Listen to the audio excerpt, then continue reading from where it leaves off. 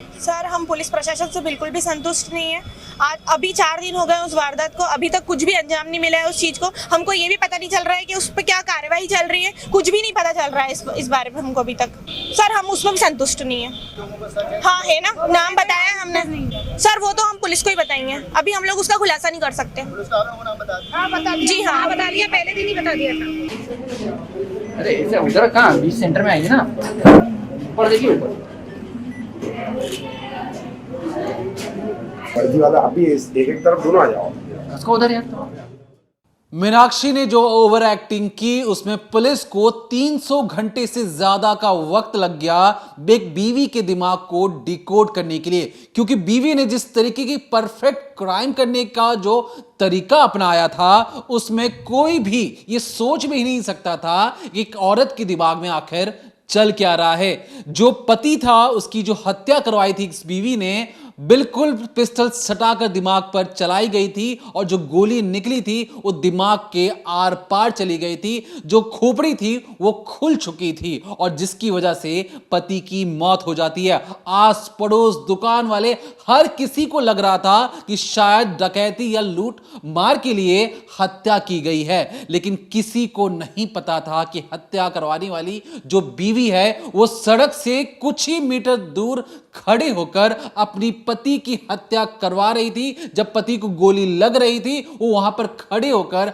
अपने पति को टकटकी निगाहों से देख रही थी, मानो उसे मजा आ रहा है। क्या है पर्दे के पीछे की और रहस्यमयी और डरावनी कहानी, डिकोड करेंगे इस औरत के दिमाग को कि क्यों उसने अपने पति को मरवाया और किस तरीके से जितने बड़े बड़े अफसर थे वो घुटने टेक चुके थे। यहां तक कि जो इलाके के जो एसपी थे उन्होंने 10,000 रुपए इनाम रख दिया था कि जो भी कातिल को पकड़वाने में मदद करेगा उन्हें एसपी के द्वारा 10,000 रुपए दिए जाएंगे। लेकिन उन्हें क्या पता था कि नाक के नीचे जो बीवी चिल्ला चिल्ला कर पूरी दुनिया को कह रही है कि मेरे कातिल को पकड़ो, पुलिस नाकाम है, पुलिस काम नहीं कर रही है, असल में कातिल तो वही थी। क्या है पर्दे के पीछे की कहानी, जानेंगे इस डिकोडिंग क्राइम के जरिए। तो 18 अगस्त साल 2015, अगर वक्त की बात करें तो सुबह के करीब 10:30 बजे ये जो आप इलाका देख रहे हैं टावर चौक, ये वही टावर चौक है जहां पर अचानक से गोली चलने की ऐसी आवाज़ आती है जिसके बाद जो दुकानदार थे, जो लोग वहां पर खड़े थे, वो सब हैरान परेशान हो जाते हैं और अफरा तफरी मच जाती है।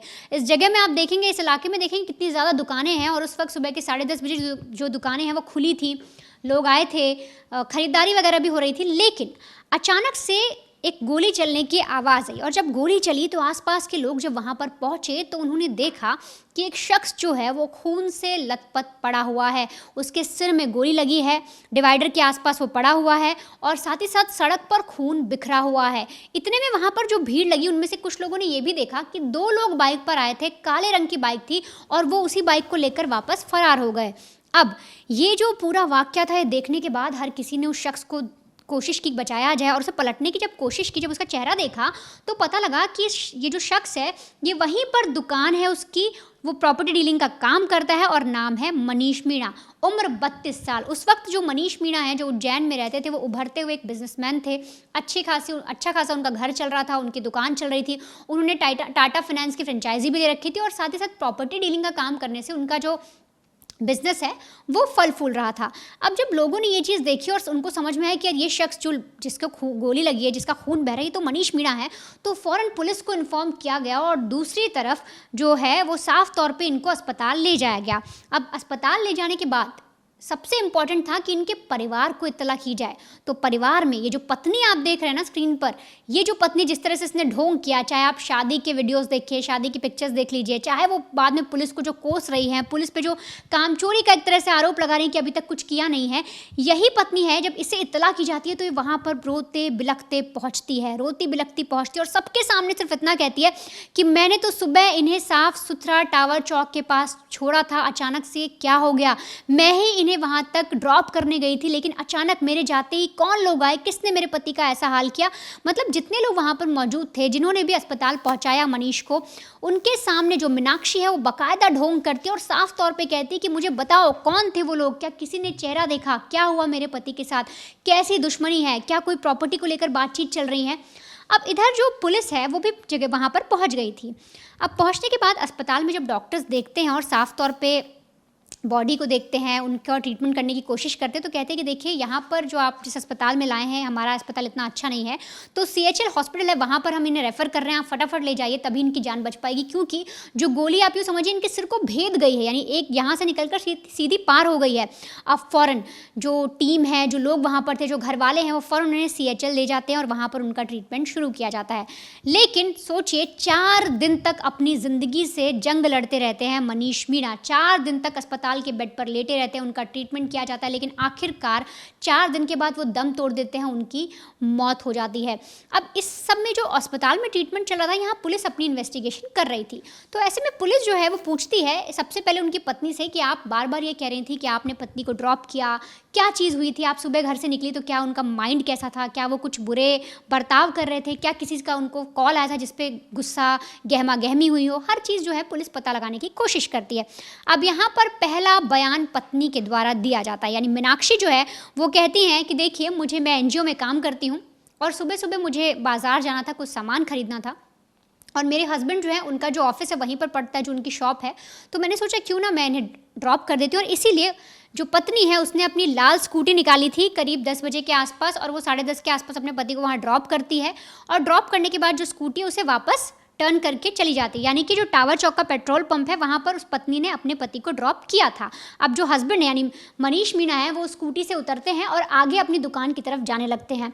पत्नी बताती है कि इसके बाद जब मैं वहाँ से चली गई, मुझे उसके आगे का कुछ नहीं पता, मेरे सामने मेरे हस्बैंड ने किसी को कॉल नहीं किया, ना उनकी किसी से लड़ाई थी, ना ऐसी कोई दुश्मनी, ना ही सुबह के टाइम जब मैं उन्हें ड्रॉप करने जा रही थी तो किसी भी ऐसे शख्स का फ़ोन आया कि उनकी उससे लड़ाई हुई हो।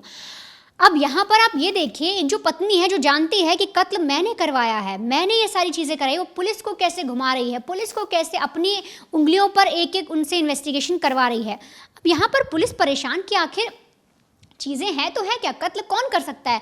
तो पुलिस इन्वेस्टिगेशन जारी कर रही थी, लेकिन उन्हें ये लग रहा था कि मीनाक्षी और मनीष के बारे में पता लगाया जाए कि आखिर इनके रिश्ते कैसे हैं, इनके बीच में क्या चीज़ें चल रही थी, क्या कोई रिलेटिव है जिसके चलते हत्या की गई, कौन सी ऐसी वजह है।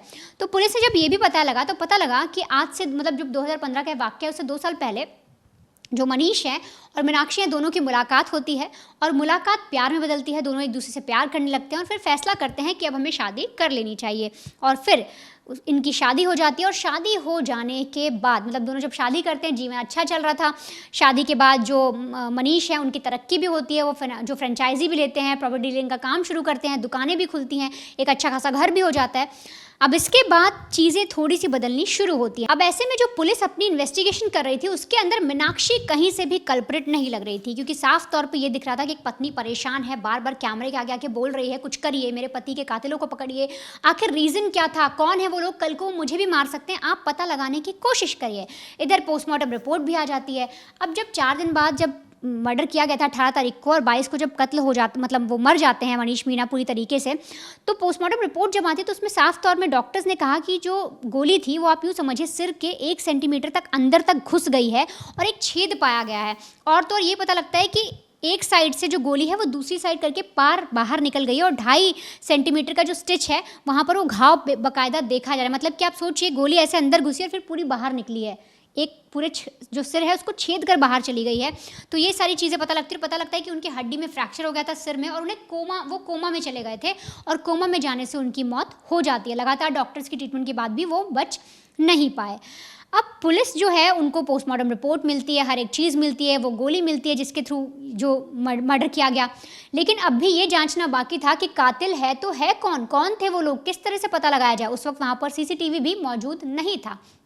तो ऐसे में जो आसपास की दुकानें थी, पान की दुकान, चाय की टपरी, इन सब पे पुलिस जो है इन्वेस्टिगेशन करना शुरू करती है, अपने लोगों को बिठाती है, सोर्सेज को बिठाती है। तो ऐसे में पुलिस का एक जो सोर्स है, हम समझिए एक सिपाही पता लगाता है कि वहाँ पर उस वक्त 2 लड़के जो थे वो चाय पीने गए थे टपरी पर, और साइड की सड़क के किनारे पर उन्हें वो एक बाथरूम जाना था और इसीलिए वो नाली के पास जाकर बाथरूम कर रहे थे। तभी उन्होंने ये चीज़ देखी थी कि 2 लड़के आए हैं और उन्होंने गोली चलाई।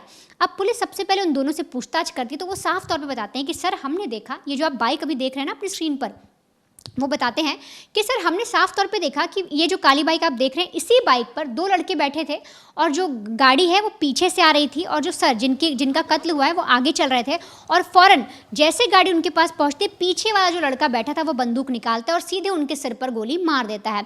पुलिस ने पूछा ठीक है हमें वाक्य समझ में आया, लेकिन तुम जानते हो उनका चेहरा पहचान सकते हो? तो उसमें से एक लड़का बोला सर चेहरा पहचानने की ज़रूरत नहीं है, वो लड़का हनीफ है।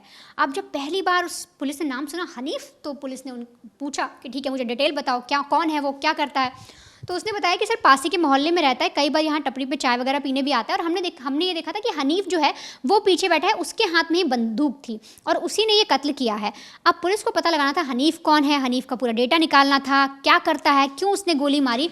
तो ऐसे में पुलिस को एक शख्स का नाम मिल गया हनीफ। पुलिस आसपास के इलाके में पता लगाती है, उन लड़कों से पूछती है, उसके घर तक पहुंचती है। घर जाने के बाद हनीफ को सबसे पहले जो है पुलिस पकड़ती है। अब हनीफ को पकड़ने के बाद साफ तौर पे पूछती है कि बताओ क्या कारण था, तुमने क्यों गोली चलाई, क्या ऐसी वजह रही? हनीफ इनकार करता है, कहता मैंने ऐसा कुछ नहीं किया, मनीष को मैं जानता भी नहीं हूँ, मैंने तो कोई गोली नहीं चलाई। लेकिन जब पुलिस अपने चश्मदीद जो सामने खड़े थे उनको जब सामने खड़ा करती है, उनके सामने जब आमना सामना करवाती है, तो हनीफ टूटता और बोलता है कि सर मैंने जो भी किया उसमें मेरे साथ रिजवान ने दिया है। अब दूसरा नाम आता है रिजवान। वो बोलता है कि सर जो बाइक थी वो वही चला रहा था और मैंने जो बाइक है उधारी पर ली थी और बाइक चलाने वाला रिजवान ही था। अब हनीफ के थ्रू पुलिस रिजवान तक पहुंचती है। रिजवान के बाद एक और शख्स का नाम आता है दिलशाद, कहा जाता है कि उसने बाइक का इंतजाम किया था। फिर एक और लड़के का नाम आता है इज़माम, जिससे पता लगता है कि उन्होंने देसी कट्टा लिया था। अब एक एक करके सारे पकड़े जाते हैं। ये जो आप विजुअल देख रहे हैं इस वक्त मैं आपको स्क्रीन पर दिखा रही हूँ, इसको आप देखिए किस तरीके से पुलिस वालों की गिरफ्त में सारे मौजूद हैं। पुलिस ने इन्हें पकड़ा और जब इनसे थाने में पूछताछ की जाती है, उसके बाद जब इन्हें कोर्ट में ले जाया जाता है, इनसे और भी प्रोसीडिंग के लिए लेकर जाया जाता है, तब देखिए किस तरह से इन्हें वैन में ठूस ठूस के भरा जा रहा है।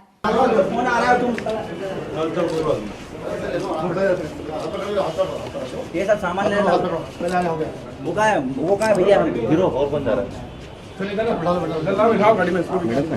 होटल वाले भैया इसको तो बैठ ध्यान दो। एक आदमी ने पूछता तुमसे क्या? तो देखा आपने, यहाँ पर आपको ये जो लड़के दिखाई दे रहे हैं एक एक करके इन सबको पुलिस ने अरेस्ट किया। लेकिन सवाल अब भी वही था कि आखिर मनीष के साथ इनकी दुश्मनी क्या है, आखिर क्यों हनीफ और रिजवान ने उनका कत्ल किया। इसके अलावा इजमाम ने देसी कट्टे का इंतज़ाम किया, दिलशाद ने जो बाइक है वो क्यों उधारी पर दे दी, ऐसी क्या वजह थी। तब ऐसे में पुलिस जो है, जब क्योंकि पत्नी भी प्रेशर बना रही थी, बार बार पुलिस को कोस रही थी कि आपसे कुछ होता नहीं है। अब पुलिस को क्या पता कि वो वाइफ जो है वही ढोंग कर रही है, असल में जो रियल कातिल जो मास्टरमाइंड है वो वही निकलेगी। तो ऐसे में पुलिस को लगता है कि अब इन जितने भी लड़के पकड़े गए ना, इनको अलग अलग तोड़ना पड़ेगा। तो पुलिस जो है सब एक तरह से अपना ड्रामा रचती है, स्वांग रचती है, सबसे अलग अलग तरह से कार्रवाई करती है, पूछताछ करती है, अलग अलग कहानी बताती है कि उसने तो बोल दिया कि सारा मर्डर तुमने किया है। तो जब ऐसी चीज़ें निकल कर आती है तब पहली बार जो हनीफ है वो नाम लेता है कि सर अगर आप असली कातिल को ढूंढ रहे हैं तो उसका नाम है मीनाक्षी। अब ये सुनते ही सोचिए, थाने के अंदर जब एक शख्स जिसे पकड़ा गया, जो कातिल माना जा रहा है, जिसको देखा है चश्मदीदों ने कि उसने गोली चलाई है, वो बोलता है कि असली मास्टरमाइंड मीनाक्षी है, तो पुलिस एक बार में वो सदमे में आ जाती है। उन्हें भी शौक लगता है कि ये क्या सुन लिया, जो औरत ढोंग करे, जो बार बार ये बोल रही है कि उसके पति के कातिल को पकड़ो, उसका नाम यहाँ पर कैसे आया। अब जब पुलिस हनीफ से पूछती है, उसको मारपीट की कैसे भी उससे जब पूरी इन्फॉर्मेशन निकाली जाती है, तब वो एक ऐसी कहानी बताता है, पता लगता है कि जो मीनाक्षी है वो किस तरह से बाकायदा स्वांग रच रही थी। और ये सोचिए, अपने पति का कत्ल करवाने के बाद 6 दिन बाद, मतलब 6 बार, मतलब ये सोचिए कि अपने हस्बैंड का उसने कत्ल करवाया, गोली चलवा दी, उसके बाद वो लगातार हनीफ के कांटेक्ट में थी, लगातार उससे बात कर रही थी, उससे पूरा एक एक जो अपडेट है कि अब अभी उसके पति जिंदा है कि नहीं जिंदा है, कब मर गए, तुम कहाँ पर जा रहे हो, बंदूक कहाँ छुपाई, हर एक चीज़ का जो डेटा है वो मीनाक्षी ले रही थी। अब आप ये समझिए आगे कि किस तरह से पुलिस ने मीनाक्षी के ढोंग का पर्दाफाश किया। क्योंकि जब पुलिस ने मीनाक्षी को सामने बिठाया और जब उससे पूछताछ शुरू की तो वो तो साफ मुकर गई, क्योंकि पहले वो कैमरे के सामने ड्रामा कर रही थी। लेकिन कौन सी वो ऐसी डिटेल्स हाथ लगी पुलिस के, क्या क्या ऐसे सबूत लगे जिसके आधार पर ये जो कातिल पत्नी है ये पुलिस की गिरफ्त में आती है, और इसका पूरा स्वांग, पूरा ड्रामा जो है जब वो कोर्ट में खुलता है तो हर कोई परेशान हो जाता है। किसी को भी समझ नहीं आता कि एक वाइफ अपने हस्बैंड के साथ इस तरीके से कैसे कर सकती है। देखिए, इस पूरी कड़ी में अगर आपको ध्यान देने वाली बात यह है कि जो मैंने शुरुआत में कहा कि पुलिस को 300 घंटे लग गए इस केस को सुलझाने में, बीवी को पकड़ने में, क्योंकि जो सबसे पहला काम जो पुलिस करती है वो करती है कॉल डिटेल्स को खंगालना।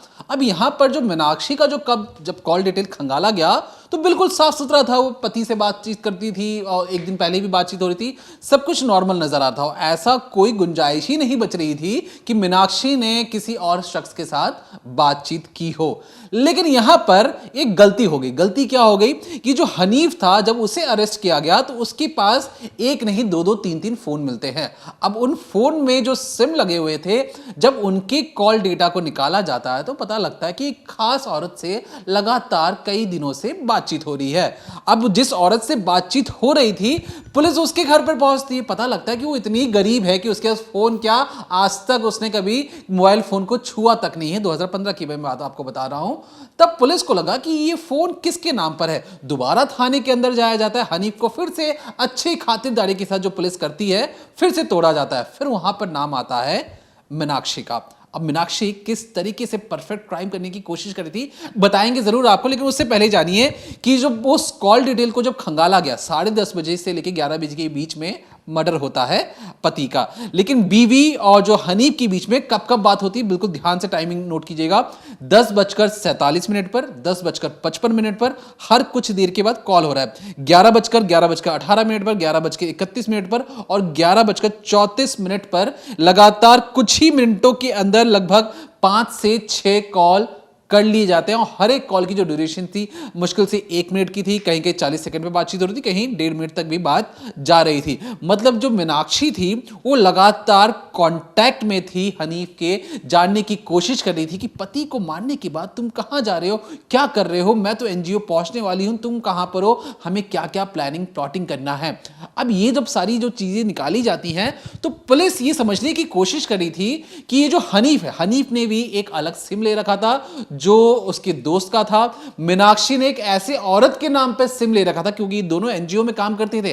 ये कई लोगों के डेटा, आधार कार्ड, जितने भी पैन कार्ड होते हैं उन सब के डेटा कलेक्ट करते थे, और उसी के आधार पर इन्होंने एक सिम कार्ड भी ले लिया और उसी सिम कार्ड को इस्तेमाल कर दोनों लगातार एक दूसरे के कांटेक्ट में रहते थे। यहां तक कि मीनाक्षी ने यह भी काम किया कि उसके पास एक और फोन था जिससे वो लगातार हनीफ के कांटेक्ट में रहती थी। जैसे ही उसने देखा कि पुलिस उसे गिरफ्तार करने आने वाली है, वो सिम को तोड़कर चबाकर खाने की कोशिश करने लगी थी।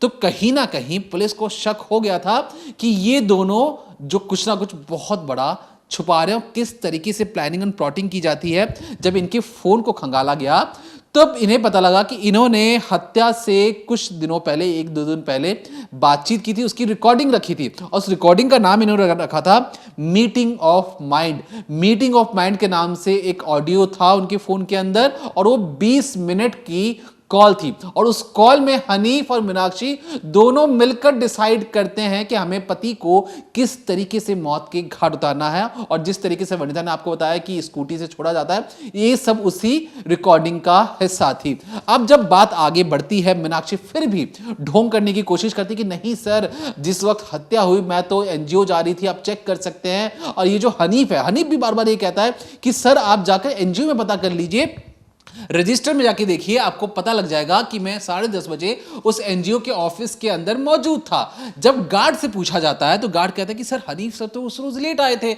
और जैसा कि जो मीनाक्षी मैडम थी उनको भी आने में लेट हो चुका था। जब रजिस्टर को खंगाला जाता है, जो एंट्री वाले जो रजिस्टर को जब खंगाला जाता है, तो पता क्या लगता है कि हनीफ तो लेट आया था, लेकिन हनीफ ने काटा पीटी कर कर अपनी एंट्री टाइम को 10:30 कर लिया था। ये जो मैडम है, मैडम से एक गलती ये हो गई, क्योंकि मैडम ने जिस तरीके से पुलिस को बताया था कि शॉपिंग करने के इरादे से और निकली थी और शॉपिंग करके फिर ऑफिस जाना था, तो मैडम की एंट्री उसमें लेट दिखा रही थी। लेकिन हनीफ जिस वक्त मर्डर हुआ उस वक्त काटा पीटी करके उसने 10:30 की टाइमिंग उसमें नोट डाउन कर ली थी। और ये जो सबूत था एक तरीके से हनीफ के खिलाफ जा रहा था कि जानबूझकर उसने इस हत्याकांड को छुपाने की एक साजिश रची, प्लानिंग रची।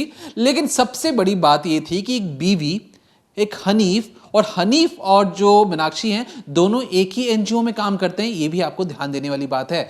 अब सबसे बड़ी बात ये कि 2 साल पहले इनकी शादी होती, लव मैरिज होता है, तो अचानक से मीनाक्षी को अपने पति को मारने की जरूरत क्यों पड़ गई? एक ऐसा सवालिया निशान था जो कोर्ट में जाकर साबित करना सबसे बड़ा प्रॉब्लम था पुलिस के लिए। अब यहां पर पहले मीनाक्षी और जो हनीफ है वो तो एक्सेप्ट ही नहीं कर रहे थे। जब सबूतों का अंबार लगाया गया तब एक एक करोड़ टूटने लगे।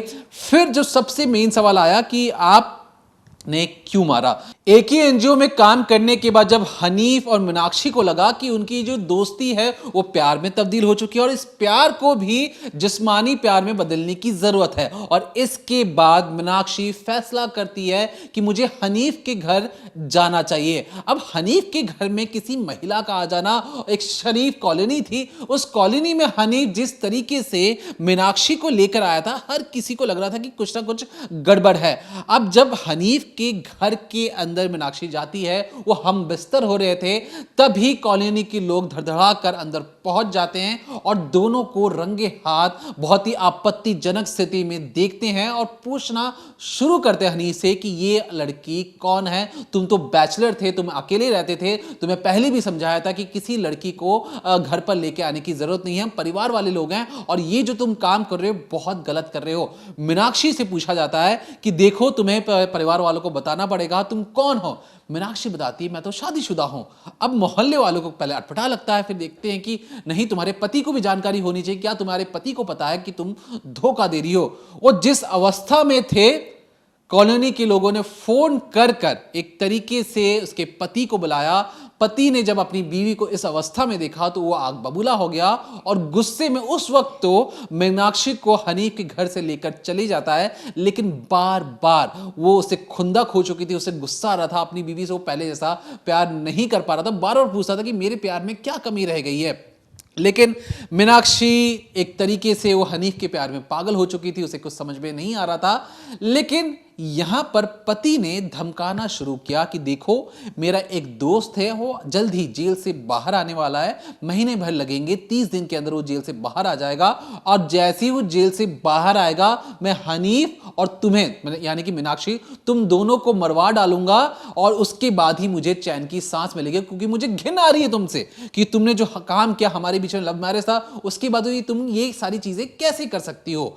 अब मीनाक्षी को तो पहले लगा कि शायद धमका रहा है, लेकिन बात दिन ब दिन बढ़ती हुई जा रही थी, रोज झगड़े होते थे और जिस तरीके से जो पति बार बार धमका रहा था, मीनाक्षी को लगा कि अब वो समय ज्यादा दूर नहीं है जब उसका दोस्त जेल से बाहर आएगा और उन दोनों को मौत के घाट उतार देगा, और इसलिए इन्हें लगा कि उससे पहले इन्हें एक्ट करना पड़ेगा कि एक तरीके से कोई उन्हें मारे, इससे अच्छा वो पहले उसे ही मार दें। जब हनीफ को पूरी कहानी बताई जाती तो हनीफ कहता है कि मेरे पास एक जुगाड़ है, मैं तुम्हारे पति को मौत के घाट उतार दूंगा, किसी को कानो कान खबर नहीं लगेगा। और इसलिए बकायदा ये जो बाइक है, बाइक भी मोहल्ले के किसी एक दोस्त की थी, उससे कहा जाता है कि 10 मिनट का काम है, मैं तुम्हें बाइक ला के देता हूं। रिजवान बैठता है, पीछे हनीफ बैठता है और पॉइंट ब्लैंक रेंज से एकदम पिस्टल सटाकर गोली मारी जाती है, जहां पर जो खोपड़ी के आर पार गोली निकल जाती है और हनीफ वहां मौके से फरार हो जाता है। और इस पूरी कहानी में जब एक पूरा जो मैंने आपको बताया, ये कोर्ट में भी बताएगा। कोर्ट में जब जज साहब जो निचली अदालत थी वो सुनते हो, दोनों को आजीवन कारावास की सजा